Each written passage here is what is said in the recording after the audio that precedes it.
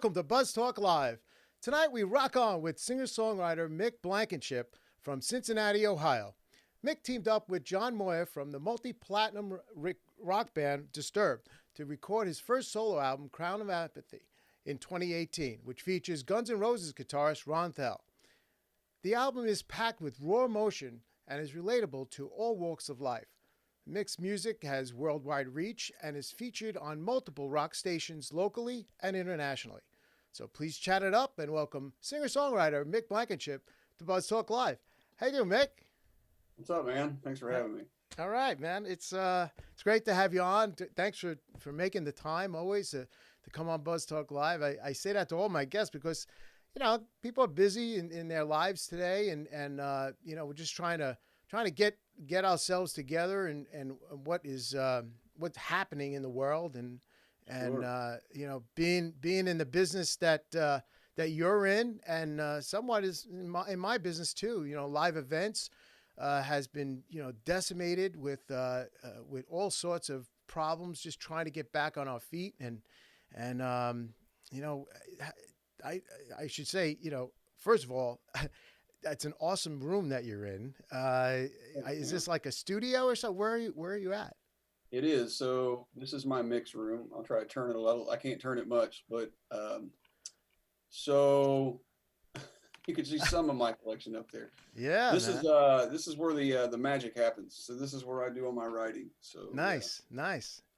I appreciate the soundproof. You know, all the treatment on the walls and everything. It's awesome. It's awesome. yeah, it was a couple $100 worth of glue for sure, man. Yeah. So, you know, just getting back to like, you know, the struggles of just trying to get out there and perform in front of people again. And that's gotta be killing you, man. I mean, it's gotta be. It is, man. I miss those people. You know, like I feel like I've lost a loved one or something, and I Sure. miss them so much, man. And that's, you know, it was so bizarre to have your It entire really life is. unplugged, you know. Yeah. I mean, it's surreal. And, you know, when it first happened, we thought, oh, this is only going to be a 2 week thing or a couple of months and we'll get back. Right.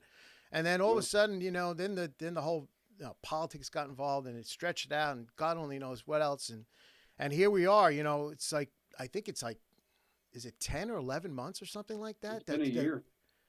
a year that we've been Yep. removed from in front of people and backstage. It's just incredible. It has gone on so long, but hey, look, you know, we're gonna make the best of it, right? And sooner or later we'll be out there, and you'll be entertaining people and doing what you do and doing what you love, right? I So hope you're right. absolutely, man. Come on, you got to think positive. Anyway, Definitely. so uh, so where do I begin with you? So I mean, you're I'm going to say you're a young guy because you are. I appreciate that. I Yes, don't feel yes, you're a young young guy. sometimes. And so how did it all begin in your world as far as you're multi-talented. You can pick up practically any instrument and play it. How did this all happen with you, man? Well, I mean, I've always played music. I was a drummer in the beginning, and I've just kind of messed around and played guitar. And I've always joked. I said I was a drummer that could sing. And you know, around Hey, Phil 20, Collins did it, right? he did. And I've had to do that a couple of gigs where my drummer couldn't show up. That's another story too. Actually, there was 2 shows where I had to play drums at my own show. It was weird. Oh my God.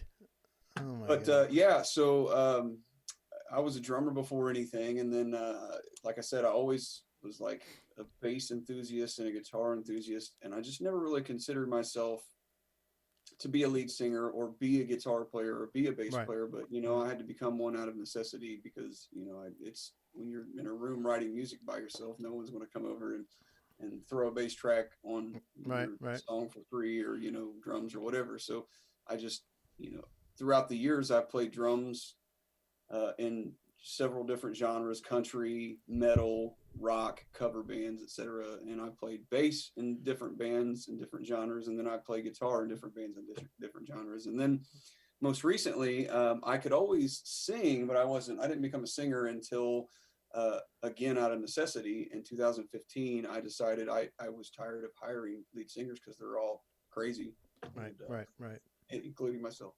But I was like, hey, man, we were just messing around in this cover band that I was in, and the singer we had quit, and I was playing drums and singing, and I was like, well, I'll just sing and we'll find a drummer because it was easier. And then I was really joking, but it ended up being serious, and I ended up being the singer of that band. Wow. And, Wow. started singing 80s hair metal.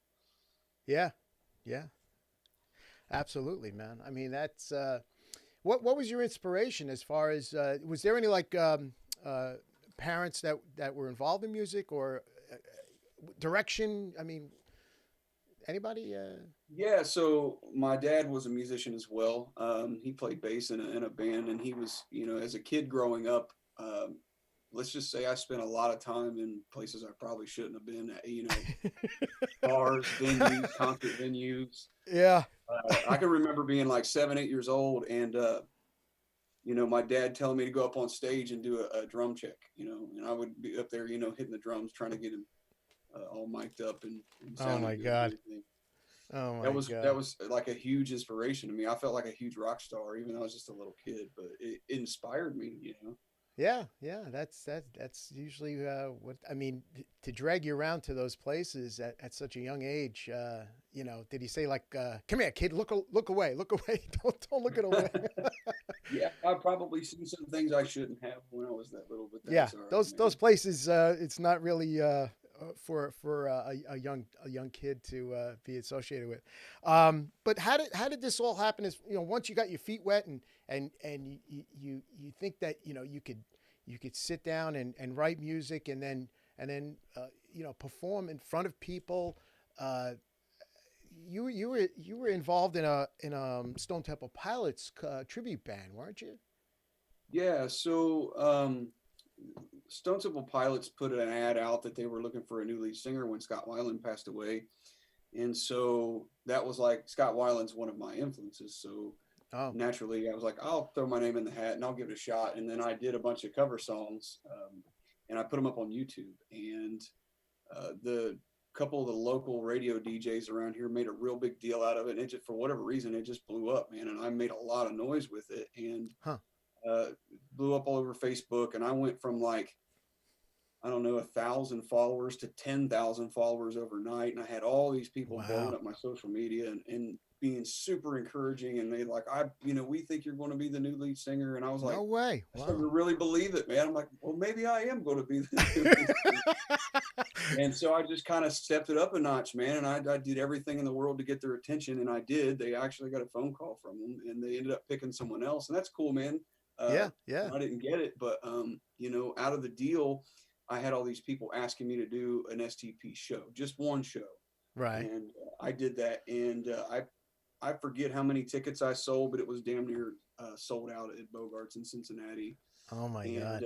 It was a super successful show. So then I started a tribute band after the fact, and we did for about close to 2 years, we did shows. We actually toured nationally and did a bunch of shows with that. And we were selling out venues all over the place. We did this grunge night thing with an Alice in Chains tribute and nice Nirvana tribute. We all teamed up together, and people loved it. So we just kind of ran with it.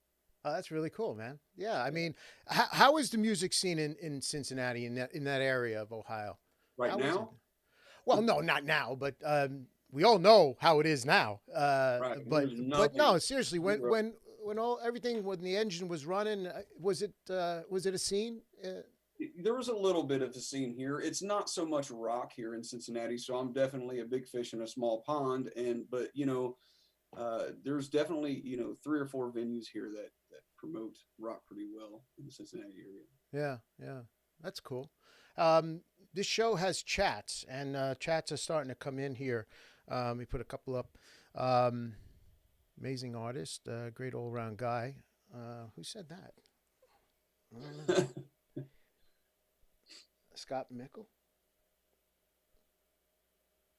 Yeah, Scott's been around for a minute, man. That guy, he's been following me since before I was called Mick Blankenship. I was, way before the tribute bands, before I was, Yeah, I was yeah. really nothing. I was just you got your followers, man. That's cool. The opening song was great. Keep playing. Go on the road and play out. Door in the spring. Yeah. Well, we hope in the spring. That would be nice. Yeah, that would be awesome to play out. Well, yeah, speaking of that, outside gigs, I think it's happening right now. I have a buddy. I have seen some pop up. Yeah, they're doing it, man. Yeah. I don't know if they're doing circles, but I think they're. No, I don't think we're going to see any like big music festivals this year, but I do think there's going to be like one-offs and spotty gigs and stuff. Like you'll see small town city festival gigs and things like that, I think, pop up. But yeah, you know, places where people can social distance and feel comfortable. So back in 2018, you came out with the Crown of Apathy album. And now is this your first official album? Yes. And so you had John help you on this album, John Moya? Yeah, it actually started out, it was just a little bit of like self-therapy, and I wanted to write a song, and I you know, I had, I don't know, 2 or 3 songs laying around that I had written prior to that for this, you know, project that I was in, and it just we never did anything. Nothing ever came of it. So I took these songs and kind of pieced them together. And, you know, I ran into John one night when he got involved. I was like, hey man, you know, come do a song. It was a song. And then he did a song with me, and it turned out great, which was Transcend the Machine. Oh, okay. And, I loved it, man, and I loved the work that we were doing together. And he was really helping me find who I was as a lead singer, and helped me find that original voice. Because like I said before, I was really good at imitating Scott Weiland. I was really good at imitating 80s hair metal voices and things like that. And what's the process of finding that voice? As far as like, you know, having somebody say, you know, and help you to try to find that voice. It's like a guy in sports, you know, going to coaches and stuff like that. But in music, how do you find that voice? You know, have somebody else say it to you. It was a lot of this. John sitting here going, "Stop sounding like Scott Weiland. Stop sounding like Scott Weiland." Oh, okay. Okay. It was, dude, it took days. It was, you know, I was really frustrated because like, that's all I knew how to do. And right. It was more or less me singing the song several different ways, and then coming back into this room and then listening to that track, and, you know, him taking the time, you know, to finesse and without, you know, being a jerk about it, because there's, you know what I mean? And, you know, there's a way to telling somebody, hey man, I think this is your real voice. Let's try more emphasis on that, less emphasis on this. And he ended up doing it, man. It took a few days on that first song to just even find my groove. Yeah. But I think once Transcend the Machine was done, it was kind of like something, I just listened to that song over and over and over again. And I stopped listening to Stone Temple Pilots I had to put it away for a long time, because it's subliminally in your head, you know. It really is. You'll not even know it, and you'll just sing. Right. And you know, the people that are close to me and they know my music really well, they can tell, you know, that there's a couple learning curves on that album. You know, I was just finding out who I was. Well, I have a clip of Transcend the Machine, and let's take a look.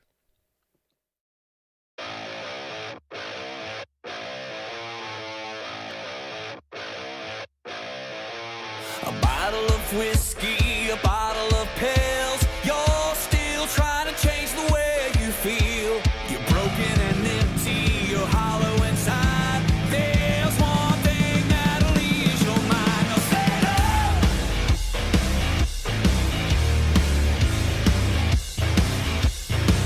Stand up.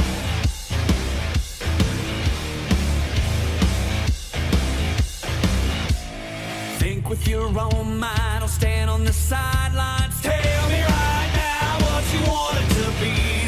Feed us with headlines and drown us in deadlines. Choking all the ashes of your fascist decree. Now stand up. We live our lives beneath the lights. We're afraid to stand.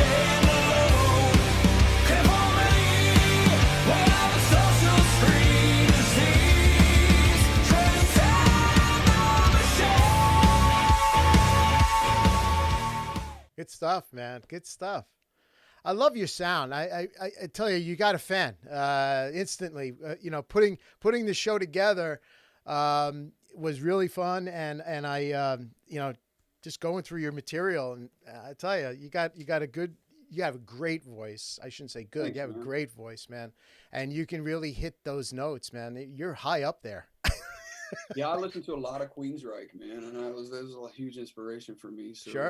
Sure. No, absolutely. I could definitely tell. And so, I got some photos of you on stage here and doing your thing. And is that, who is that playing bass there? Is that Bubble? That's John Moyer. Oh, that's John. Okay. Yeah. The dreadlocks. Yeah. Hey, look, man, getting back out there is going to be the key, man. People digging it, and they want to see music. They want to hear music. They don't want to do this crap anymore, this Zoom crap, None of us do, man. Trust me, none of us do. No, definitely not. I do have a clip of you singing live Love to Hate. That's on that album too, right? Yep. Yeah, let's take a look.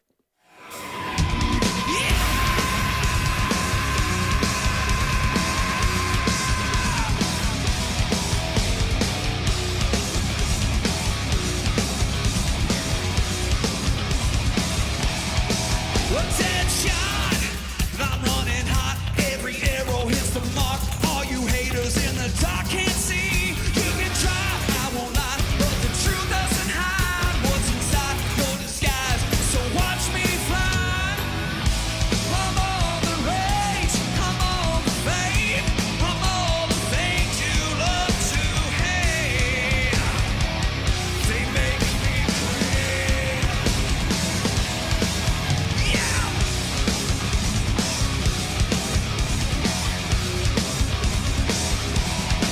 And I'll cut you from my life like the sharpest kind of knife. One thing twice, just give me one reason why. Hear me now, it's the sound of the ground falling out. 'Cause I'm now coming round. How you like me now? I'm all the rage, I'm all the fame, all the things you love to hate.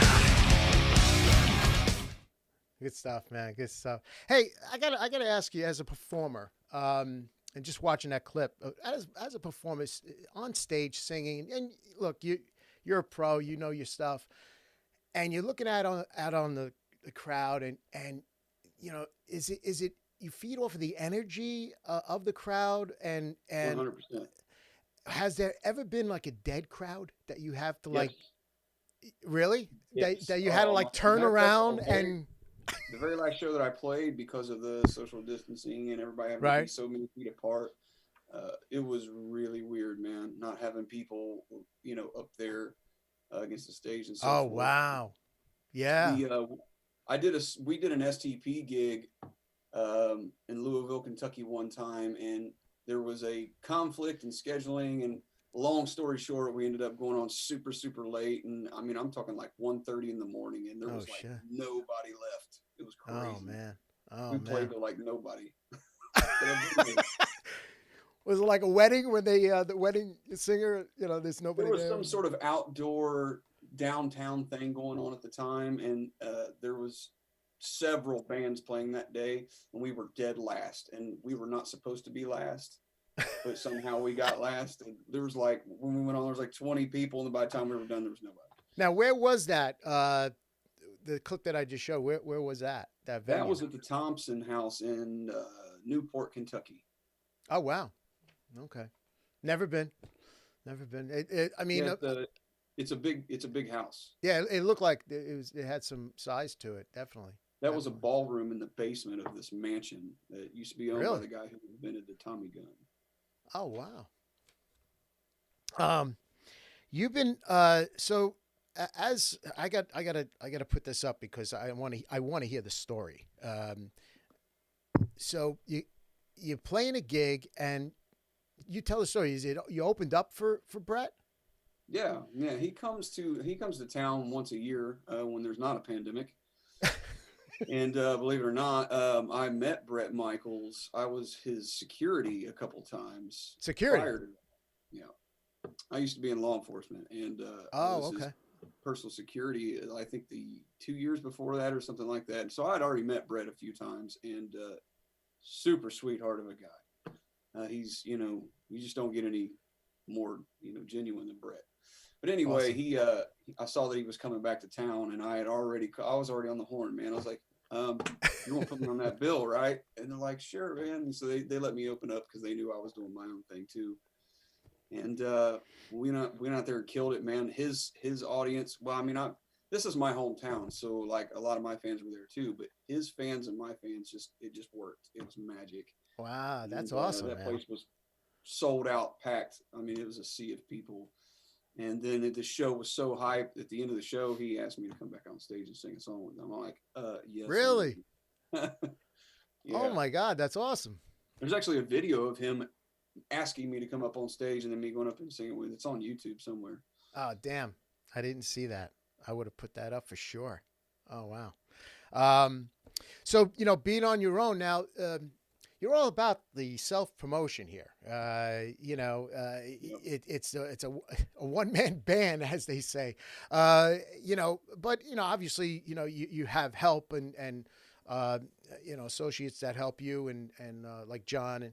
But do you find that difficult because you're the artist, you sing, and you got to do the promotion? I mean, it's got to be difficult, right? It wears me out, man. And I can't tell you how many times I pretty much want to give up every single day I wake up, man. I look at this, don't give up. Giant mountain of responsibility, and that's how I feel. But I don't know how to quit, so here I am. I'm still trying. But yeah, and I give a lot of credit to my players. I have a pretty big list of players I use that, when I do live shows, and they definitely are awesome. They come and support me tremendously, and I love those guys dearly. Yeah. But as far as, coming up with, the branding and the artwork and the promotion and the writing and the, all that stuff, I do it all by myself. And wow. So it does get very difficult, and it weighs on you for sure. Yeah. Let me see some chats here. Been there. Very cool. I don't know. I think I saw something up here. Talking Slayer. about the drummer nails it. Reminds me of Slayer. Oh, well, that's interesting. I've not heard that one before. I've been compared to a lot of bands, but not Slayer. Not Slayer. Oh man, yeah. So yeah, just getting back to this. I've been on your website, obviously, and it's really cool. You can buy your music there, right? And absolutely. Anything you would ever want to know about Mick Blankenship is on Mick Blankenship. Is on your website. Yeah. Definitely. Let's see. I have another clip here, and this one is one of my favorites. The Someone Else cover that you did of Queensryche. I want to play that. That's awesome. Check it out.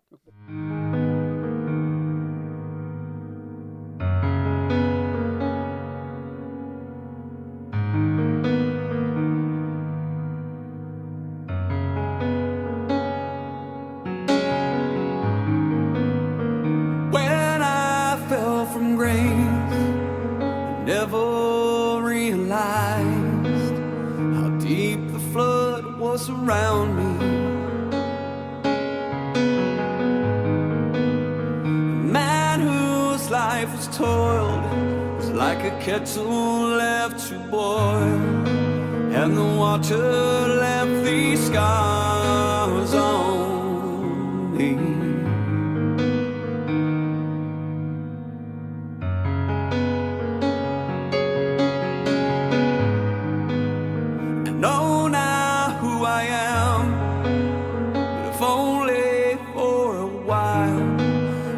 Recognize the changes. I'd feel like I did. I found the magic within, and the baptism of stains began. They used to say I was nowhere man.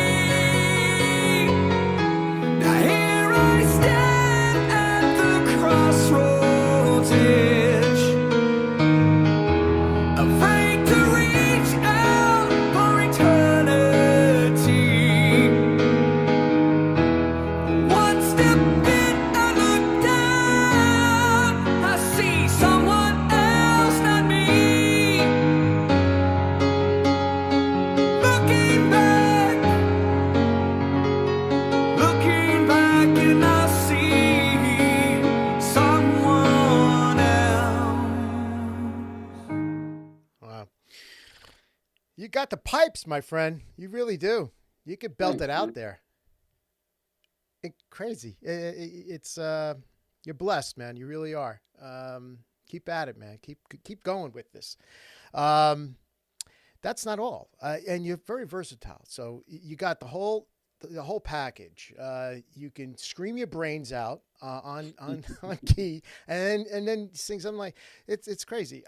So when you're singing covers and when you're singing this stuff, you have to basically become your version of the actual artist, correct? I mean, like you did with the Stone Temple you got to Pilots, channel right? that person. And I always, if you've ever been to an STP2, which is the name of that group, STP2 show where I'm singing Stone Temple Pilots, Right.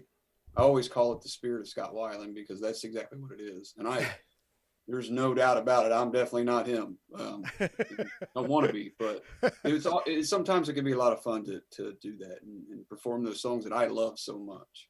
Yeah, man. Yeah. I mean, you were, I found this other clip of you, and it was with the co-founder of Linkin Park, Mike Shinoda. And now I want you to set this up properly because I was researching this and I couldn't find. I'm like, wait, who is this song? Who's this? But tell the folks that set this clip up that we're going to see of you like rapping. Yeah, that's a first. I don't rap, but you're about to hear it. You're about to hear it. So I was matter of fact, I think I was sitting right here in this chair one day, man, and I was just flipping. It was either TikTok or Instagram or something, and I seen that he wanted someone to collaborate with him, and he put this audio out on social media. Right. So I just stitched the video and went to the vocal booth and did whatever came to me, man. So now wait, come on, this wasn't one take, right?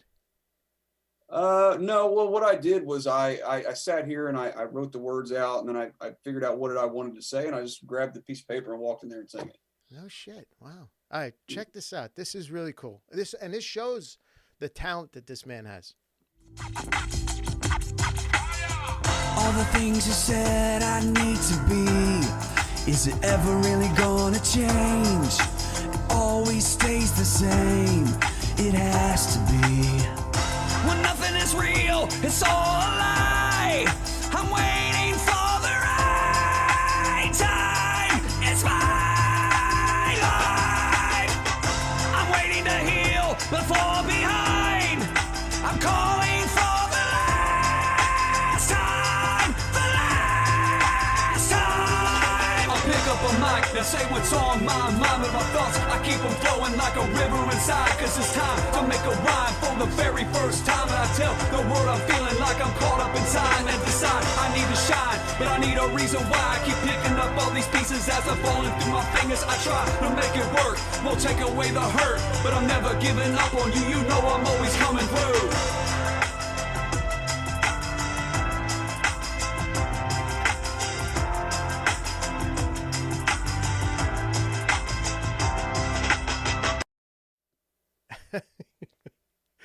That's incredible, man. That's incredible. I'm glad you think so, because I was really insecure about that video. Oh my God, no, that is great. I think this is a new chapter. No, no. I'm serious. I'm dead serious. This is and this was like you said. You wrote the words, and you performed it, and look at you go. Right on, man. There's a video of me singing a country song out there too somewhere. If people get curious. You can sing anything, man. You even sing. All I ever wanted to do was play drums in a rock band. What happened, man? I don't know. But and then the classic Leonard Cohen Hallelujah song. I got a clip of that too. Yeah, so like I have a fan group on Facebook, and there's like I think 6,000 or 7,000 members of that, and they're constantly asking me to do things. And that really, oh, that's cool. The #1 requested song. Is that right? For the love of God, here you go. I'll do it. So, But yeah. this shows how versatile you are. Damn it! I mean, come on. Look, you're on stage. You're singing your brains out, and we're gonna get into all the different types of metal. But listen to him. This is great. Check it out. Music to you.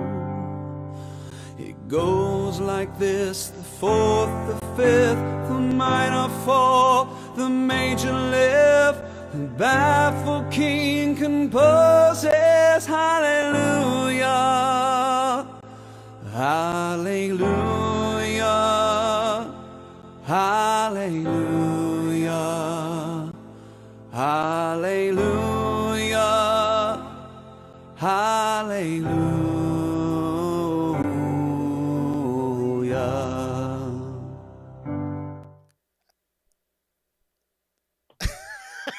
I got no words, man.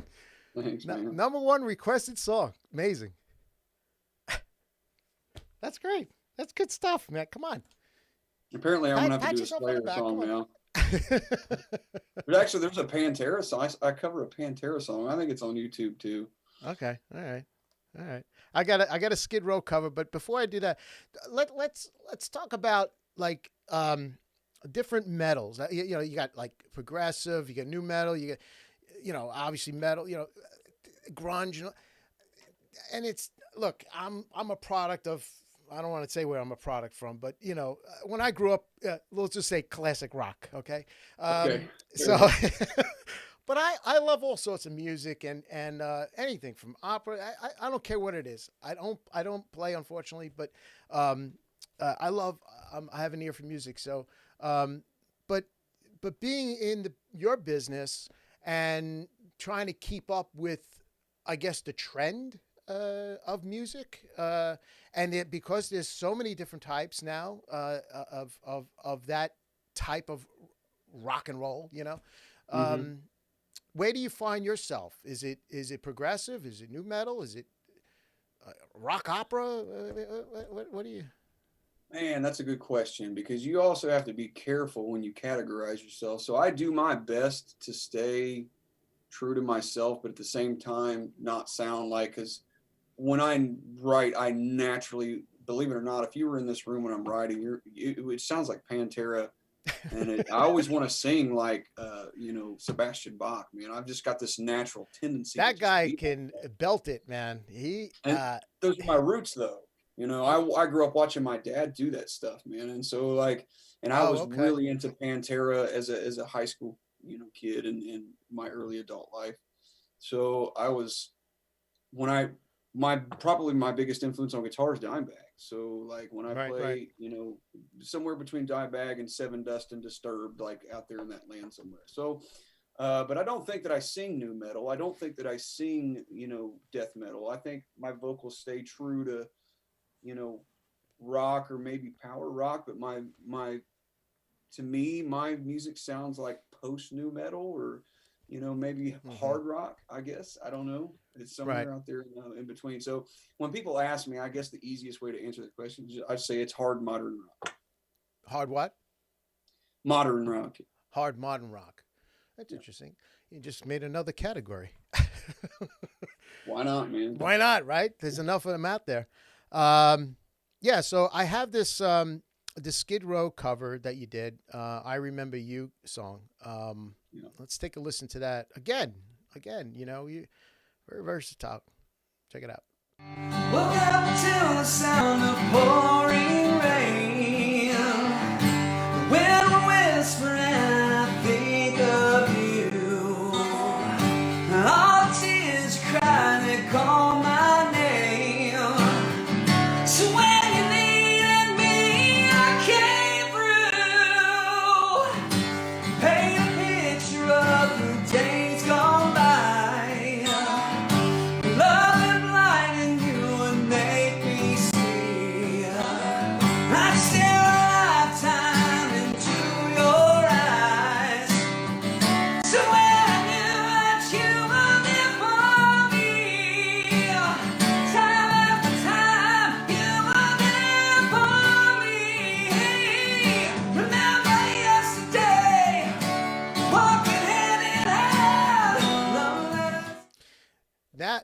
was awesome only because the singing those notes and the breathing on the whole thing, and trying to get that note out, and then you have to like take that extra breath, right? To yeah. It took a while to learn how to do that. I mean, believe it or not, a lot of singers are capable of a lot more than what they think they are. It's just it's breathing technique, and it's how you're how you're pushing your diaphragm and so forth.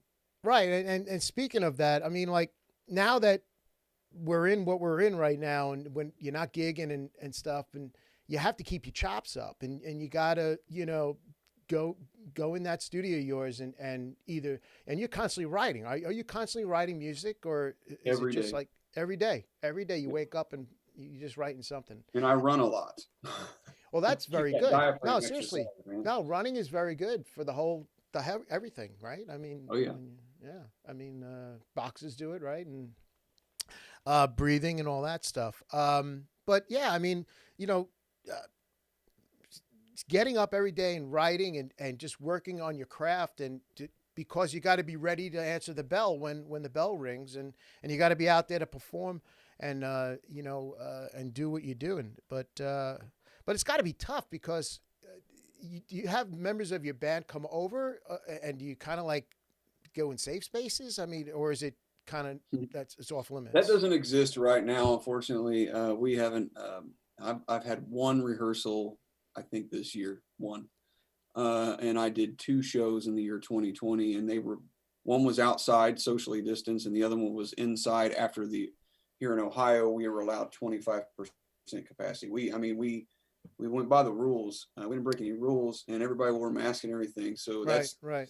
But it was one of those situations where I was like, no more of this until the COVID regulations are lifted, because it's just. It just seems like, in every state there's a different regulation. I don't know. Right. I mean, I don't know how it is in Ohio, but I mean, as far as like, I know like here in New York, Thanksgiving, we'll just call it that. I mean, you're only allowed like, 10 people or something like that to gather. Mm-hmm. I mean, I could be wrong, your band, but I believe the last time I checked, it was 50% capacity and 11 o'clock curfew. Wow. In Ohio. Yeah. Not good, my friend. Not good. It's not. And on top of that, even if you're at 50% capacity, I mean, how many people really want to go out right now with things are the way that they are? So I just. No, absolutely. But, you take the precautions, right? And you be safe but life has to go on, man. You just can't do this. We just can't do this forever. But so what else? I love cooking. I love food. And I know that you guys eat, and you like groceries, man. You like groceries. So another thing that I found was, and this actually blew my mind because I love chili, but I never had chili with chocolate in it. And you make this chili with chocolate in it. It's true. But how? You just put it in there? Well, I think the recipe is on TikTok. It might be on Instagram. I can't remember where I put it. There's the ground beef.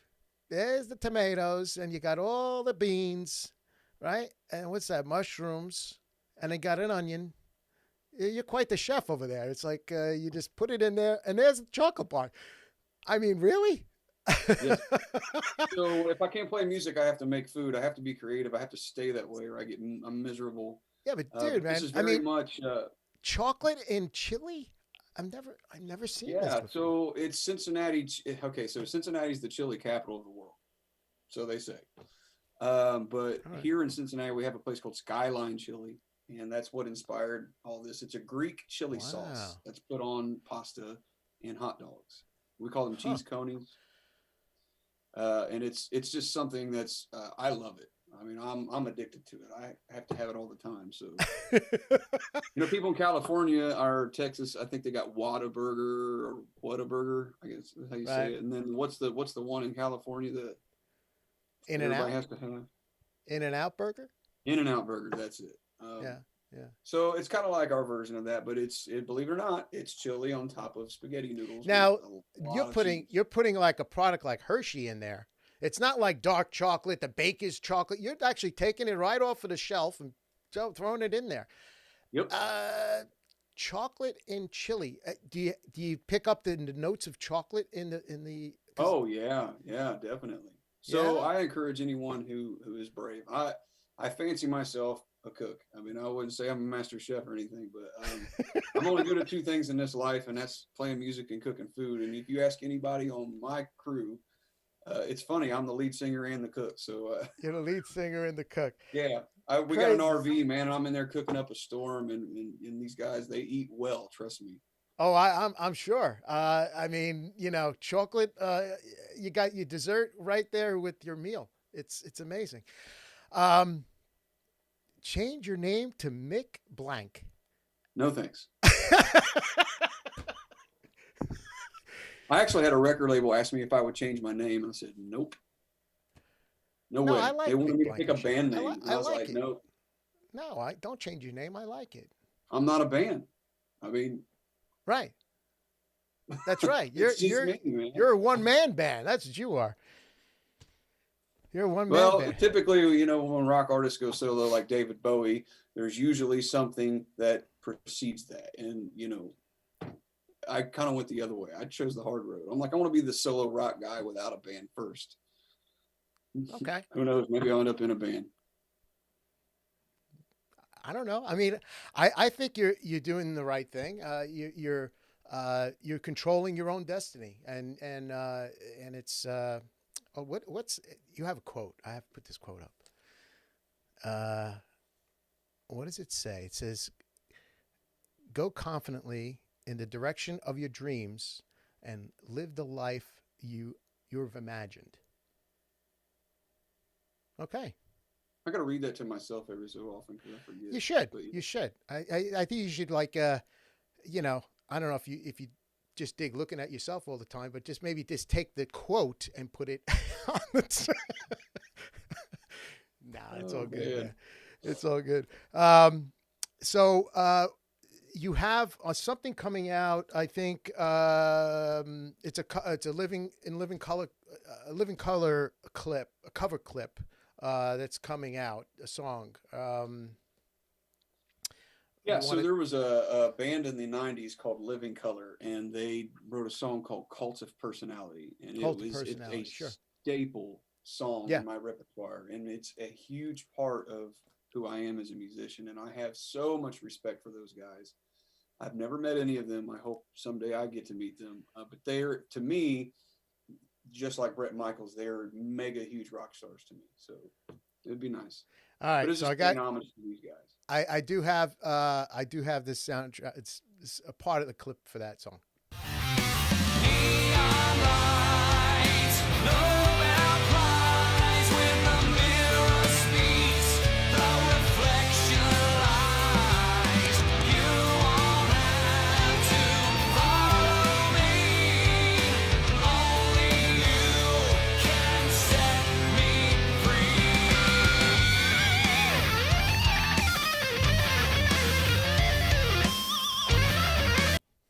Yeah. Good, man. It's good. It's good. And you working on other stuff as well, or is it hush hush? No, I could say this much. I do have a new record. It is done. It's 100% done. And it will be called Madness in the Shadows. It'll be a 10-song full-length album, and I am trying to get that out as quickly as I possibly can. Right now, I'm trying to get label support to do it. It's, I haven't decided on, exactly how I'm going to do this yet, but if I end up going with a record label, it'll be up to them, obviously, to decide when and how it'll be released. But the plan is to release it in July if I can. All right. You rock, dude. All right. We got the same person that says change your name. You rock, dude.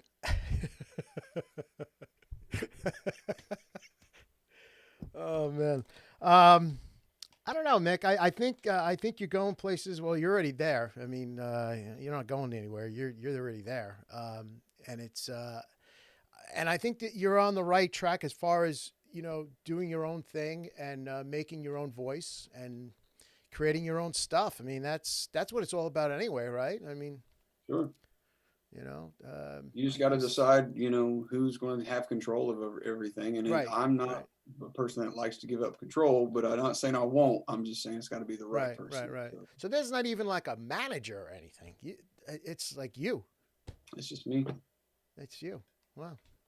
Very impressive, man. I mean, seriously, because you got a lot to manage in your life, and I'm sure other things, family and stuff. And then you got your music and then just, writing every day and just making sure you're on that cutting edge of getting that stuff out. And because it's a responsibility. And once you dive into the water, man, it's no looking back, man. You gotta keep churning it out or else next, Right.